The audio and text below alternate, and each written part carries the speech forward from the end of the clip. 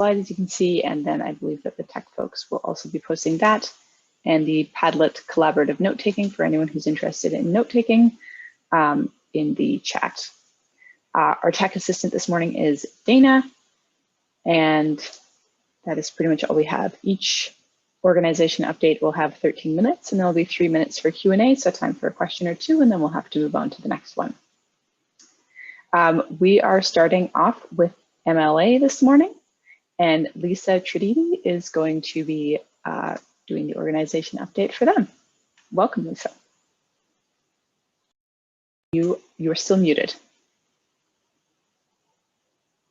I will also give a 1-minute bell before the end of your 13 minutes.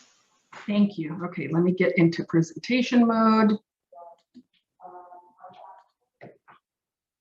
Okay, are you seeing just my slide, not my notes? We are just seeing you at the moment, actually. Have you shared your screen? Oh. I thought I did. Is it not showing? No, it is not. So if you click the share screen button at the bottom there. Okay, let me try that again. So share screen, that one. Share, okay.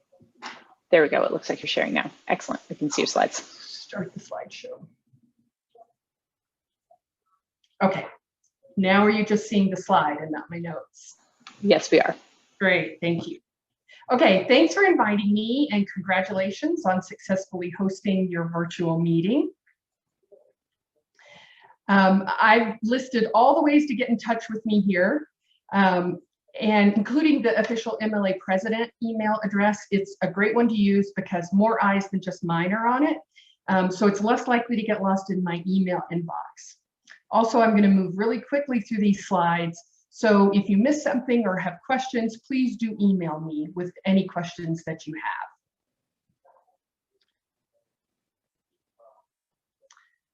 So the MLA communities, caucuses, and content experts have come together to create Experience MLA, MLA's Open Membership Month, which is going on throughout February. Visit the MLA Experience page, which highlights MLA membership in communities, CE opportunities, and the MLA V Conference. While there, take a look at the calendar of events being offered by all of our MLA caucuses, hubs, committees, and MLA leaders. A few sample events include on February 11th, a mindfulness webinar and discussion presented by the Leadership and Management Caucus. On February 16th, anti-racism lesson plans discussion presented by the Libraries in the Health Sciences Curriculums Caucus. And on February 22nd, a panel discussion on hiring and job searching in the time of COVID-19 presented by the Professional Recruitment and Retention Committee. And there are so many more great offerings. I hope you'll explore all the resources available on MLA.net, including past annual meeting content, and experience the CE opportunities and special events throughout the month, and engage with all our colleagues in all of our specialty area and affinity group caucuses. Join as many as our 43 caucuses as you like during the month. And then once you've kicked the tires, taken the test drive, and are ready to sign up for full membership, you can join MLA on the Membership and Communities Experience MLA webpage. Registration is now open for our annual conference, which will be all virtual again this year. Visit the MLA 21 V Conference page for the schedule and a sneak peek at immersion sessions and papers. As with the 2020 V Conference, MLA will provide no charge registration for those needing financial support, and presenters get priority. To register, find pricing, or to apply for meeting financial support, visit the V Conference page at www.mlanet.org/MLA21. V Connections, our series of free virtual information sessions for association members, continues. Now remember, although they sound familiar or similar, V Connections is a completely separate series of events from the annual V Conference. V Connections is free to any member. A few things to keep an eye out. for are, if you missed it or need a review, you can check out the Finances Open Forum led by Treasurer Shannon Jones. There's a link on the slide, as well as on the V Connections page online to the recording. For chapter, caucus, committee, jury, and task force leaders, please mark your calendars and watch for more information on the new leaders orientation on April 7th, led by President-elect Chris Alpe. Pausing here to allow for the wild applause I hear from the Pacific Northwest chapter. Learn more about AHIP when you join us for an AHIP Q&A on April 14th. And become enlightened during the DEI Committee's Living Library event on April 28th. I'm really looking forward to this event. You can also hear a recap of the past year and learn what's ahead at our annual business meeting on May 18th. And watch for even more events still being added. Have you voted for MLA President, Board of Directors, and the nominating committee yet? You still have time. You can select the next group of leaders for our association. Just make sure you vote by February 23rd. And then get ready to vote for your caucus officers during March. The board of directors and I have felt compelled to make public statements on some of the distressing events in our world. Many of our caucuses have done so as well. Lots of questions arose during the process about how MLA decides when and how to establish a position and make a statement on issues. So Mary Langman and I described the process of how MLA goes about making official statements. You can read all about it in our blog post on MLA Connect. I was really looking forward to making in-person Capitol Hill visits in DC as part of our meeting this year. We're still visiting, just virtually. As part of the V conference this May, all MLA members are invited to conduct virtual meetings with your elected officials. These meetings give you the opportunity to educate and communicate with your elected officials and their staff about issues of importance to health sciences libraries and our community. For example, it's a chance for you to talk with your officials about the importance of the National Library of Medicine and how it helps your library users and local community. We invite you to visit the Capitol Hill Meetings webpage, linked on the slide, for information, tips, tools, and resources to support MLA members' efforts to engage in successful Capitol Hill meetings. Attend a virtual prep session to get yourself ready to speak with your representative. If you can't make any of the live sessions, the recordings are or soon will be available for any of those you've missed. The Diversity and Inclusion Task Force disbanded in June, but before that happened, the task force recommended and the board approved the establishment of the new permanent MLA Diversity, Equity, and Inclusion Committee. Chaired by Zan Goodman, AHIP Associate Professor from the University of Nevada, Las Vegas, the committee, shown on this slide, is charged with promoting and encouraging a diverse MLA leadership at all levels, being a voice for DEI within MLA, advising and collaborating with MLA communities and committees on DEI-related issues, encouraging, recommending, and contributing to DEI-related programs, events, and resources for MLA members and the public, recommending strategies to increase diversity in the profession, and leading special DEI-related projects as directed by the board of directors. For more information about MLA's DEI-related programs, education, and resources, visit the DEI page, or if your caucus or chapter has an event or resource you'd like posted on that page, please contact Tommy Gunn at MLA headquarters. Speaking of diversity, equity, and inclusion, we know we have work to do to make our association more diverse, equitable, and inclusive. We are long overdue to make sure our actions support our words, to walk our talk. So changes are underway. For instance, the JMLA Equity Work Group is working with AMLA and the Latinx Caucus liaisons and will be responding to the open call for JMLA and medical librarianship to support our Black colleagues. The JMLA editorial team is thoroughly interrogating and revising their procedures and policies to become more inclusive of authors, reviewers, editorial board members, and editors with diverse voices and identities. Changes will be reported through publications in JMLA and MLA Connect, and announcements via the JMLA website and social media channels. The DEI committee is currently planning to connect with caucuses to learn of their DEI initiatives, offering support, advice, helping to identify collaborative opportunities and resources. They also provided feedback to the board on the Building a Better Future strategic goal, and will be working with us and other MLA units on their DEI goals and initiatives. The Building a Better Future goal was called for by the MLA board. We created this new strategic goal to understand MLA's 125-year past in order to build a better future, one that is inclusive for all of our members. 3 work groups will be formed in support of this goal, and we'll be seeking volunteers. So the 3 groups will focus on our history, on envisioning the future of the profession through 2048, and on enhancing MLA's rich intellectual property holdings. So watch for more about that soon. Have you joined the I Am MLA campaign?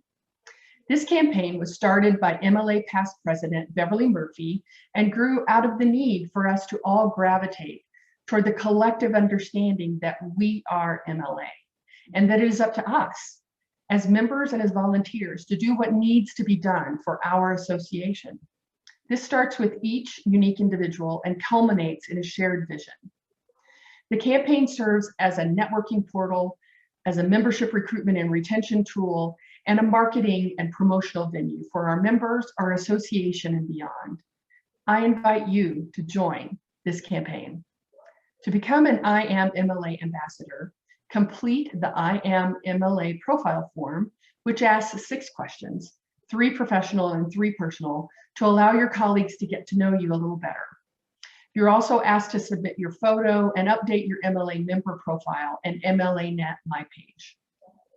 We hope you'll engage with this vision by becoming an I Am MLA ambassador and joining the mosaic of member profiles that we are curating. We are indeed stronger together. Thank you all so much, all of you who applied to serve on an MLA committee or jury.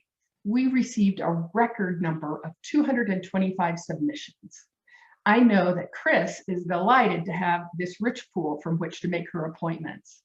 So watch for those appointment letters. They'll be mailed in mid-March. And then if you're appointed, you'll start your role June 1st of this year. Just a reminder, you do not have to attend an MLA annual meeting to serve on an MLA committee or as a caucus leader. However, you must be an MLA member for the duration of the term. Speaking of membership, MLA renewal season is winding down. Officially, dues were due January 1st, but the renewal grace period extends through March 31st of this year. If you are an EFTS institution, you can use your account or funds for institutional or staff individual membership dues if your organization allows it. If you have questions about any of this, please contact Jim Westwood or Tommy Gunn at headquarters. Okay, here's your to-do list. Make sure you vote in the MLA elections by February 23rd. Then make sure to vote in your caucus elections in March. I think by mid-March is the deadline. Take advantage of the Free to Members V-Connection series this spring and summer.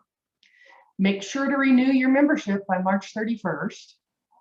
Sign up for the trainings and the virtual Capitol Hill visits. And mark yourself out of office to make the most of MLA 21 V-Conference Live Action Week, May 24th through 27th. I hope to see you there.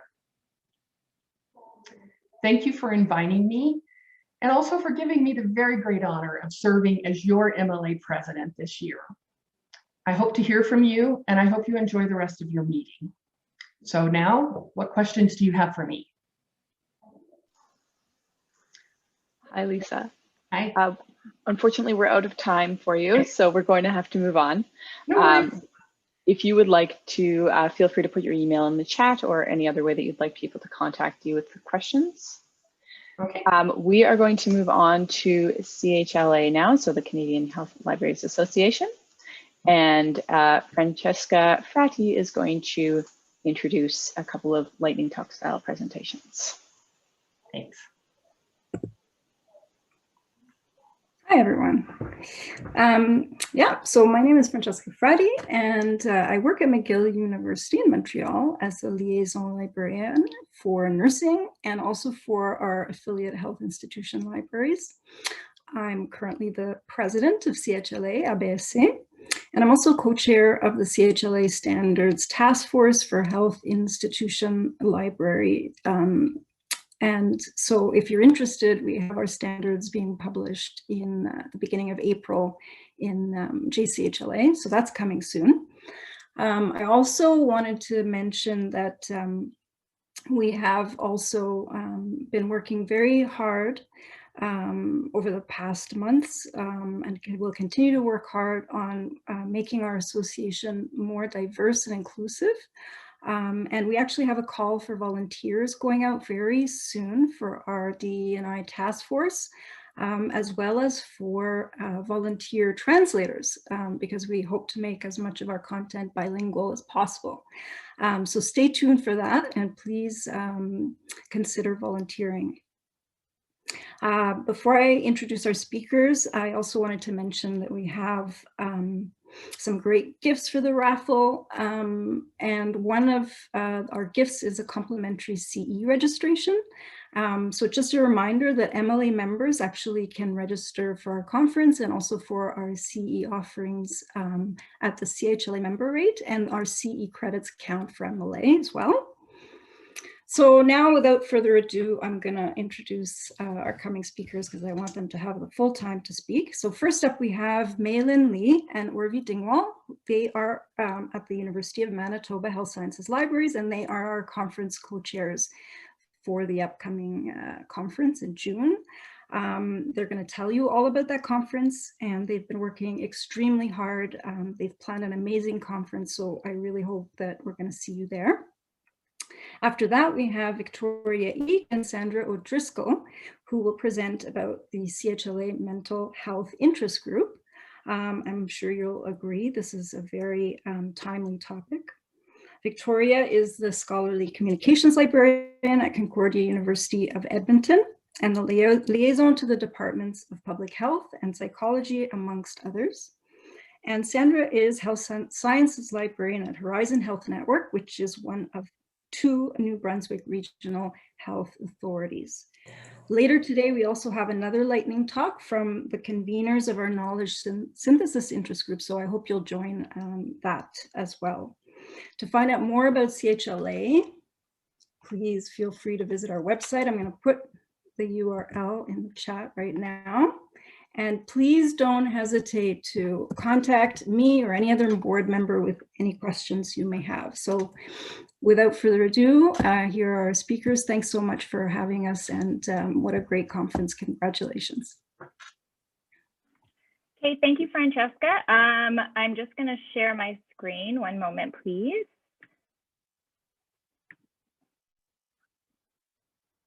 Okay, I think you should be able to see that. So, hi, everybody. My name is Mei-Lin Lee, and I am one of the co-chairs for the conference we're going to be talking about. So on behalf of our entire conference planning committee, we want to warmly invite you to attend this year's Canadian Health Libraries Association Conference, which is going to be held from June 8th to 11th, 2021. So one second, there we go.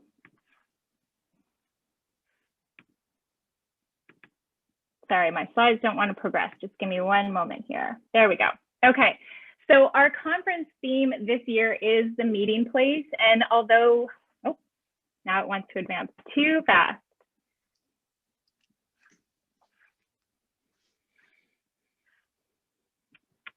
Sorry, guys.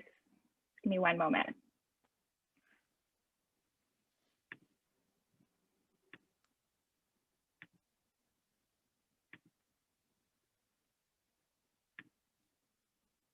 There we go. Okay, so our conference theme this year is the meeting place.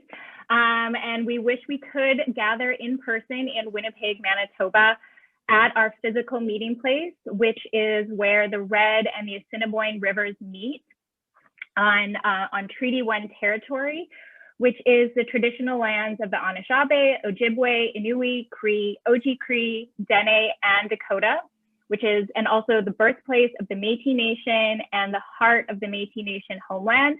We are still so excited to make our meeting place happen online this year, as we will be hosting our first ever virtual CHLA ABSA conference. Now I'm going to wait for the slide to progress before I start talking so I don't get too far ahead.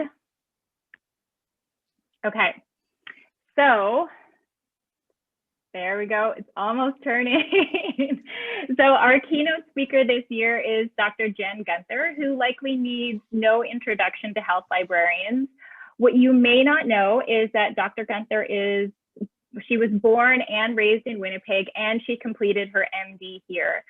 So she is a board certified OBGYN, and she's gained worldwide kind of renown for raising awareness on the ill effects of misinformation, specifically in regards to women's health. She is incredibly active on social media, in particularly Twitter, and she has her own show, Jensplaining, where she uses her kind of unapologetic and very frank sense of humor to take down pseudoscience. And she has a special interest in health and beauty myths. So her first book was The Vagina Bible, and it was an instant bestseller. And we are all eagerly anticipating the release of her newest book, The Menopause Manifesto. And for those of you who have read her book or who have had a chance to kind of hear her speak in person before, you may have heard her mention that she is a firm believer that librarians are superheroes. So we are very excited to hear from her. Hi, it's Orby Dingwall, the Maylin's co-chair. We are also very excited to announce our other invited speakers. Dr. Marcia Anderson is Cree Anishinaabe and is a highly accomplished physician, academic, and Indigenous health expert. In 2018, she was named one of the 100 most powerful women in Canada, and she is currently leading Manitoba's First Nations COVID-19 pandemic response coordination team. And if you are not yet familiar with the writing of Dr. Negan Sinclair, we strongly encourage you to start reading his work immediately. Negan is Anishinaabe and an assistant professor at the University of Manitoba and a regular commentator, writer, and editor on Indigenous issues. Providing a bit of levity to the conference will be Jen Grant, a comedian based out of Toronto.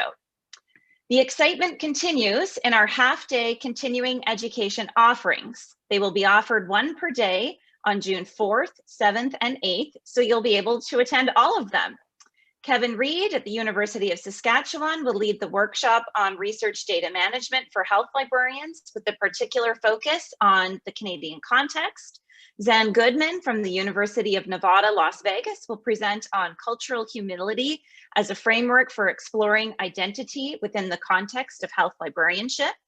And Hal Lowen and Meg Miller from the University of Manitoba have developed an interactive session around ways to engage an audience using data visualization and presentation techniques. Rounding out these 3 full days are amazing contributed presentations, interactive workshops, lightning talks, and poster presentation from health librarians, plus a lot of fun surprises and events. We know there are many American health librarians here today, and we encourage you especially to check out our conference and take advantage of the opportunity to meet virtually. We hope everyone visits our conference website, follows us on social media, and watches for conference registration to open at the beginning of March.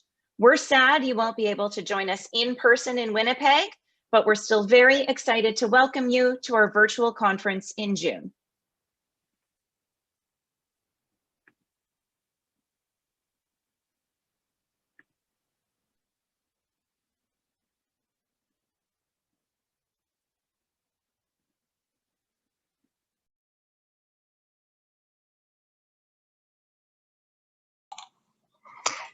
Hello, everybody. Are you able to hear me and see my screen? This is my first time presenting on Zoom, so thanks.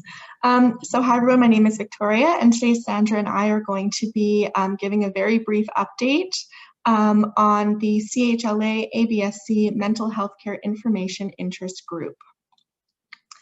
So for a bit of background, in January of 2020, the CHLA ABSC Mental Health Care Information Interest Group was formed to fill the gap for association members seeking opportunities to network with other Canadian health information professionals interested in mental health care.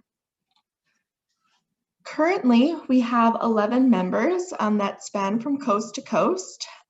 So we are located in British Columbia, Alberta, Ontario, and New Brunswick. And we also all work at very different types of institutions. Some of us are at academic institutions, hospital libraries, as well as special care centers. The goals of the group, there are two of them. So number one, to share knowledge about mental health care resources, services, and information related to providing services to populations in need. And number two, to network with individuals and institutions working in the mental health care field.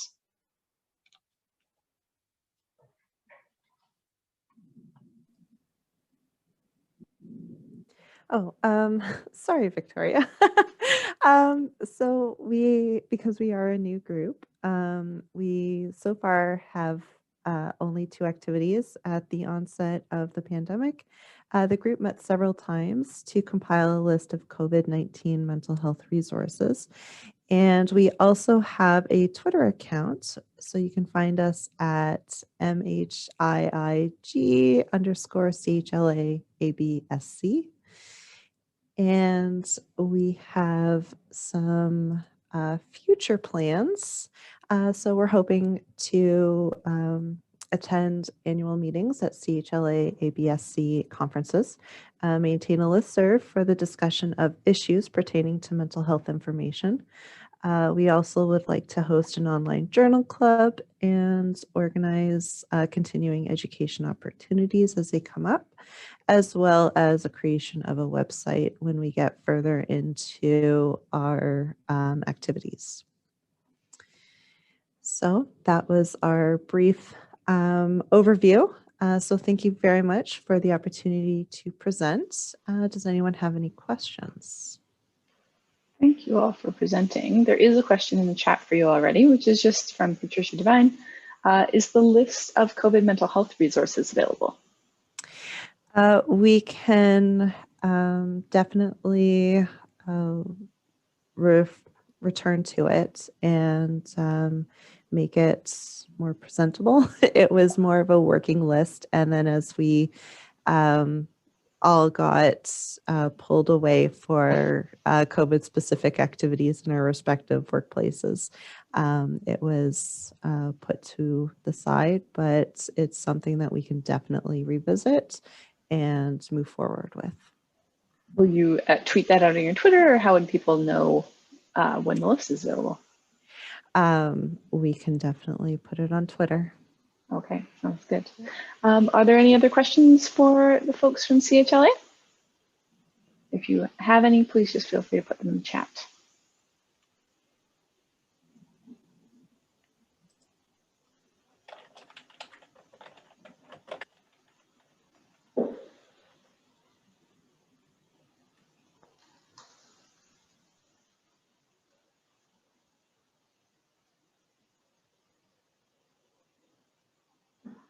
Okay.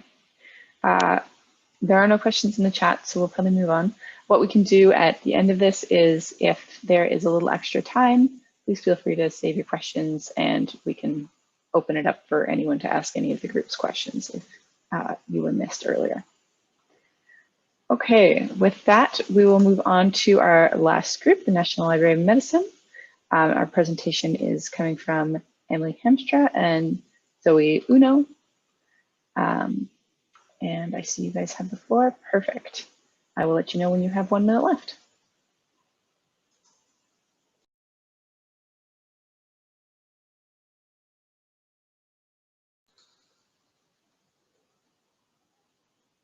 I'm not sure if either of you are speaking right now, but I don't believe either of you are unmuted. I was just making sure everything was set up before I started. Perfect. Just checking. The kids in the yard next door are doing their morning recess. No, yes. I don't live near a school. It's, COVID. So yes. All right. So this is Zoe Unno. I'm starting off speaking for us today, our NNLM update. I'm with the Pacific Southwest region.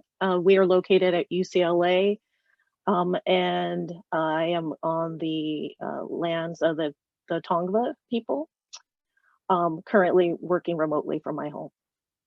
And Emily is from the Pacific Northwest region, and she will be speaking after me.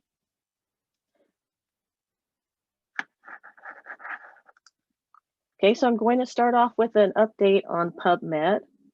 And as you know, in 2020, we talked a lot about the new PubMed. Your recommendations were taken from the user groups. They were considered and included in what we currently see as PubMed. And 2020 new PubMed is PubMed. It's our default PubMed site. The legacy site retired in November 2020. To find current information, I use PubMed New and Noteworthy in the technical bulletin, and that's where you'll find current information about any changes that have taken place that are relevant. The most recent update on PubMed New and Noteworthy was December 14th of 2020, and there you would find information about mesh highlights, and the training that's available. The Mesh Highlights 2020 is available as a recording in case you missed it. We also, recent training that's upcoming is how PubMed works, and the March classes are currently open for registration. So if you've not taken those classes yet, there's an upcoming opportunity for you to take some live classes. And when those classes are not available live or when they're full, we do have on-demand training available.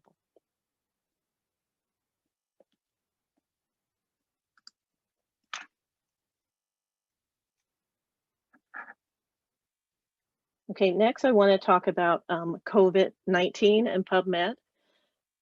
So in addition to the links to information about COVID-19 that you find at the top of the page, PubMed Clinical Queries includes COVID-19 article filters. The COVID-19 article filters limit retrieval to citations about the 2019 novel coronavirus, and the results are displayed in a column filtered by research topic categories. In order to find information, click on the COVID-19 articles filter, and you'll see the filter search strategies, and recognize that they may evolve over time as more information is collected.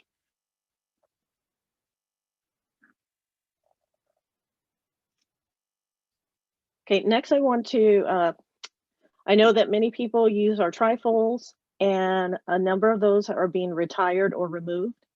And so you'll see that PubMed Advanced Searching Resource Packet, PubMed Basics Trifold, PubMed and Full Text Trifold, PubMed My NCBI Brochure Trifold, and PubMed with Mesh Trifold have all been being removed, and they're being replaced with Tips for Using NNLM's PubMed Fact Sheet, which is from 2019, and the PubMed Capability Brochure, which is pictured on the slide. So wherever I've mentioned a website or a slide or a resource, I will be placing those in the chat box while Emily's speaking so that you have access to all of this information. Okay, so you might have gotten a hint from the previous slide that changes are coming to My NCBI. And what are those changes? So NCBI will be transitioning to federated account credentials. Currently, you may be using NCBI managed credentials, which are a username and password that you set at NCBI, and these will be going away. The federated account credentials are those that are set through ERA Commons, Google, or a university or institutional point of access. NIH, NLM, and NCBI have determined that making this change will increase the security of your accounts. And after June 1st of 2021, you will no longer be able to use NCBI managed credentials to log into NCBI. So what do you do if that's the case? If you're currently a federated user to log in to access your NCB account, there's nothing that you currently need to do. But be aware, if you also access your account with an NCBI managed username and password, that route is going away. If you only have NCBI managed credentials and you'd like to get a head start, you can follow the instructions that are in technical bulletin number 438 for details. And again, I will be placing that in the chat box so that you have access to that information rather than me going through those details here.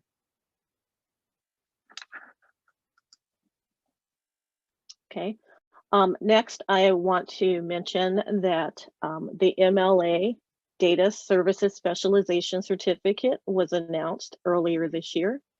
And 4 classes that are offered through NNLM are required for the basic level certification.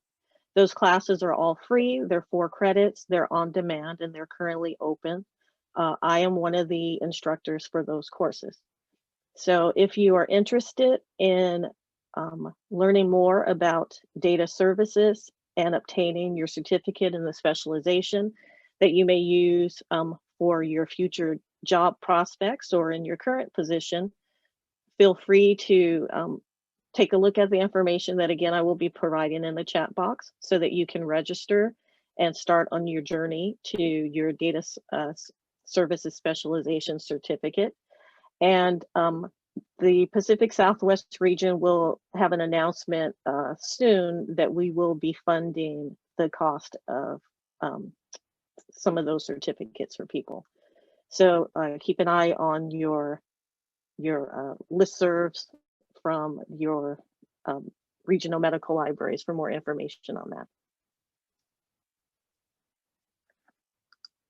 And next, I want to turn it over to Emily, and I'm going to stop sharing so that I'm not advancing the slides for her. Okay, so let me share my screen real quick.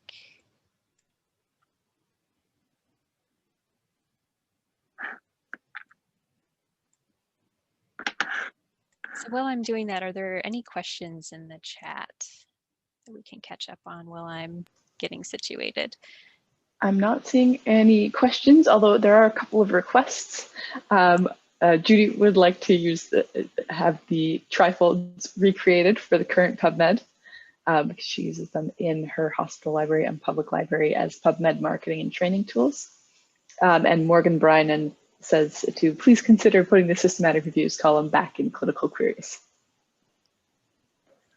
And I see one question about when will new RML locations be announced, and we're all waiting for that information. So, and for the systematic reviews, there is a filter in PubMed. So if you're looking in your main PubMed search results, you can use the filter there. And so that's why that was left out of the clinical queries, as I understand it.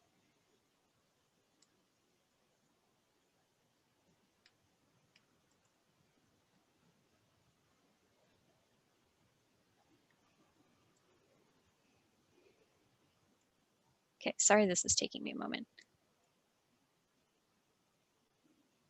Are you seeing my slides? Or are you seeing my notes?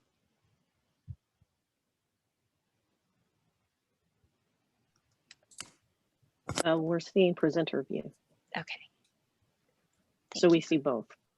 Okay. How's that? Excellent. Now all we see is your slides. Great, thank you. Okay, so MedlinePlus, which is the National Library of Medicine's consumer health resource, has many new updates this year. A few of the new features in MedlinePlus include a social media toolkit, and you can find that at the bottom of the MedlinePlus homepage near the social media icons. And the social media toolkit just includes ready-made social media posts to help you promote MedlinePlus and reliable health information. There are also some new health topics pages on really timely topics like health medicine or telehealth and telemedicine, COVID-19, and COVID-19 vaccines.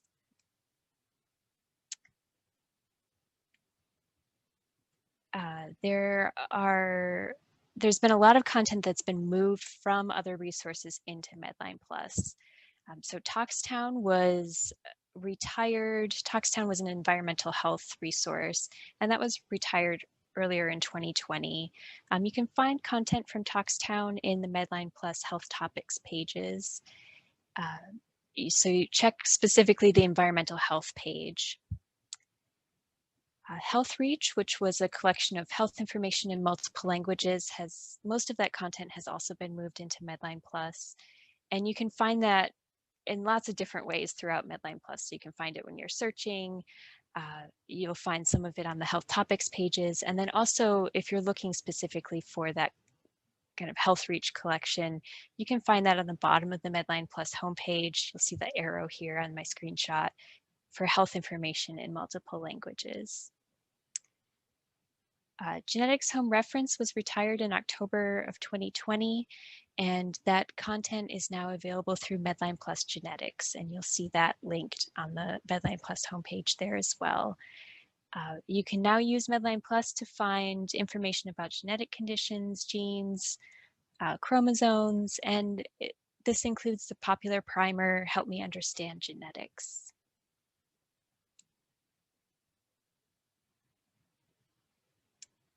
So there are a few retired resources that I want to give an update on. I already mentioned the first three on this list. Also, AIDS Source and AIDS Info have been retired, and content has been transferred to other resources, and I can provide more information about that if you need it. Pillbox has been retired, and that information or that collection is available from NLM data distribution if you want to download the full subset of that collection. DIMRIC, or Disaster Information Management Resource Center, is also in the process of being retired, though there are some areas of that resource related to COVID-19 that are still being updated. There is clear messaging on the DIMRIC website. So when you go to DIMRIC, you'll see a list of recommended alternatives to be using and information about what's being updated and what isn't being updated. And now we will take your questions. Excellent. If anyone has questions, please pop them in the chat. Patricia Devine is just saying, to always make your wishes known to NLM through the help desk, because they do listen to librarians there.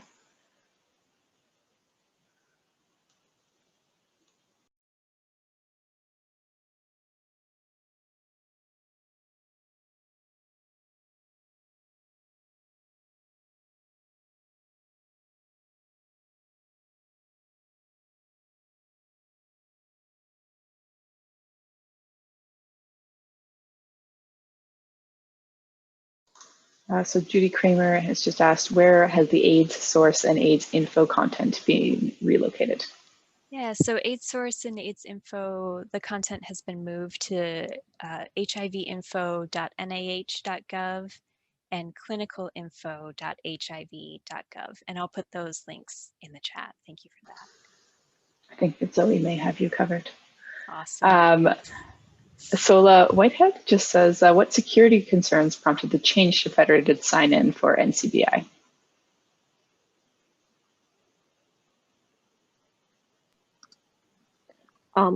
This is Zoe. I don't have any additional information on what concerns they had. Some of this information just comes to us without full explanations as well. So, but that was the rationale given for making the change. Good to know. Thank you.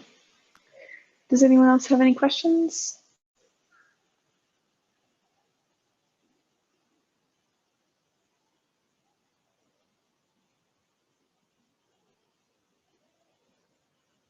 Okay. think we're actually running ahead of schedule, so that's nice for us. Wolters Kluwer, LWW, if anyone is here from there now, please let me know. Otherwise, we have about 10 minutes before their presentation is scheduled to start. If you would like to ask questions of any of the other groups, now is a great time. And otherwise, we'll just let everyone have a bit of a break, and then the LWW presentation will start.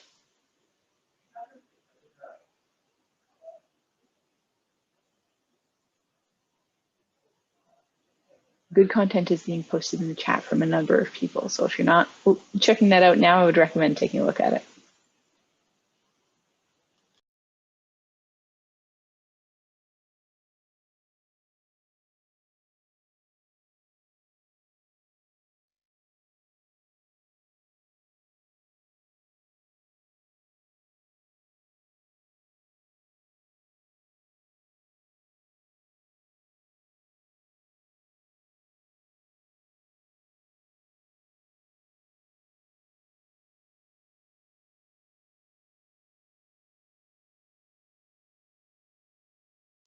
So one of our LWW reps is here now. Dana Stoffel, would you like to start your presentation early?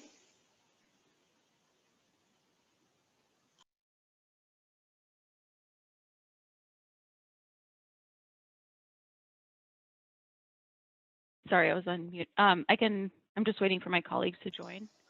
I can just text them to get on if that's fine. That sounds totally fine. Yeah, we're running a little ahead of Okay. schedule, so we can probably get you guys on a little early. Oh, great, yes.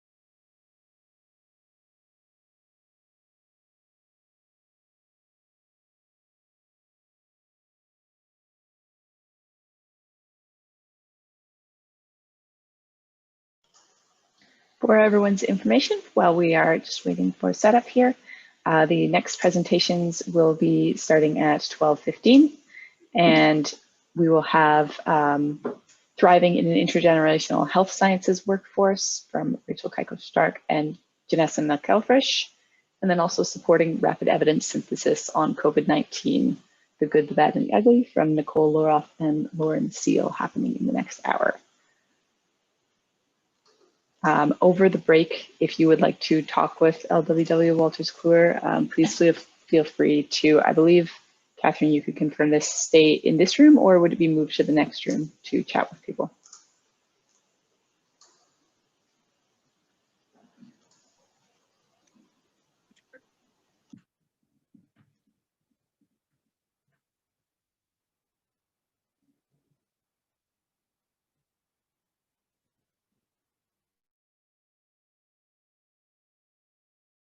Allied health students. It's an atlas created by Dr. Robert Acklin, who's a microsurgeon, anatomist, and educator. The series uses unembalmed human specimens to illustrate anatomical structures. As you can see here, very vivid and clear images. Dr. Acklin also developed new tools for mounting, rotating, and moving the structures.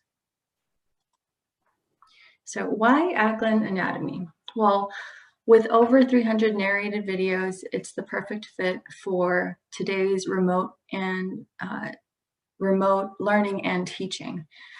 With the self-assessments and the quizzes, an interactive Q&A, it's a great preparation tool. And not only is it used for medical and allied health, but you also have speech and language, occupational therapy, and so it can be used across multiple disciplines. One of my customers over at Fresno State, I like to share this story. He was a big fan of Acklin's anatomy, and it's been a key resource for both of his courses.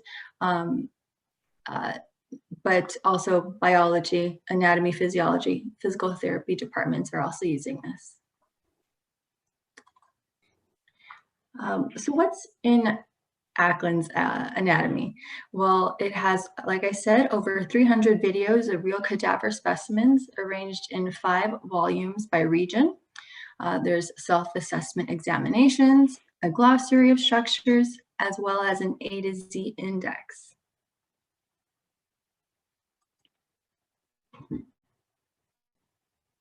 Okay, now let's dive into Ackland anatomy.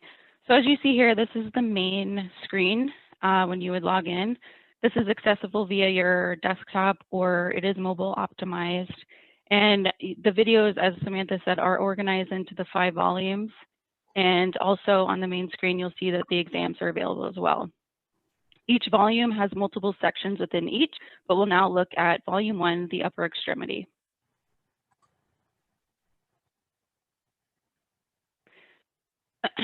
So within the shoulder section, you can see here there are multiple videos.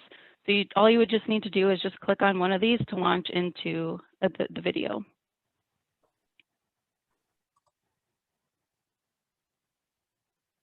So once you click, you'll be brought into the video. Up at the top right-hand corner, you'll see that you can get the full transcript. You can email a link to any of your colleagues if you wish. On the left-hand side, you can jump to specific content. And at the bottom, you can view closed captioning if needed, go to the previous video or the next video.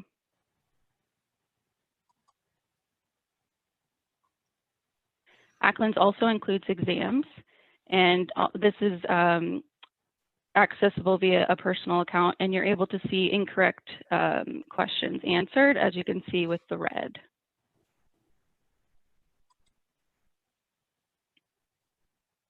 And here is a sample question, and just showing the ease getting to the question with just a few clicks.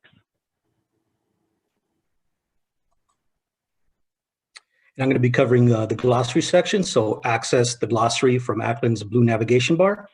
The structures include, as Samantha mentioned earlier, Latin, Greek, and Arabic names of the structure, and you can also search for the structure or browse within the glossary. Access to the A and Z index from the Ackland's navigation bar. Each result will include a thumbnail of the video and the link to the specific sections of the video where the structure is featured within Ackland's.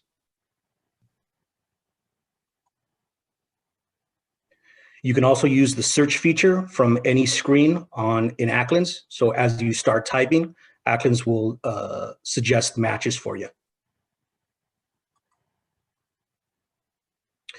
As Samantha mentioned, you get some very unique and rich colors of the clarity of the structures for your students, especially hopefully once we're able to get back into the labs, they can access this, but as of right now, through remote learning. And we also include a complete URL that you and your colleagues can access.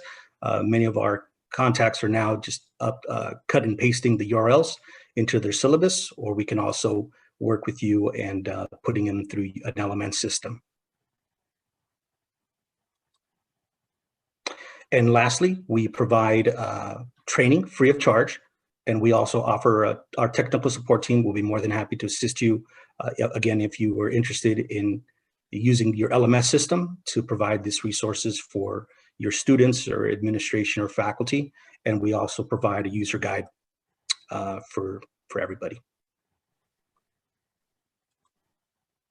And as Samantha, Dana, and on behalf of Samantha, Dana, and myself, we thoroughly appreciate your time. The raffle codes again is 808-514-185. And again, we thank you so much for your time and have a blessed day. Thank you so much to all of you for coming on a little early and doing your presentation. Absolutely. Dana has just placed the link in the chat for the next session, which is the paper session, which will be starting at 12:15. And Catherine mentioned in the chat, if you would like to follow up with the vendors during the break, please move into the next Zoom room. So the link that Dana has just put into the chat, and you can speak with them there.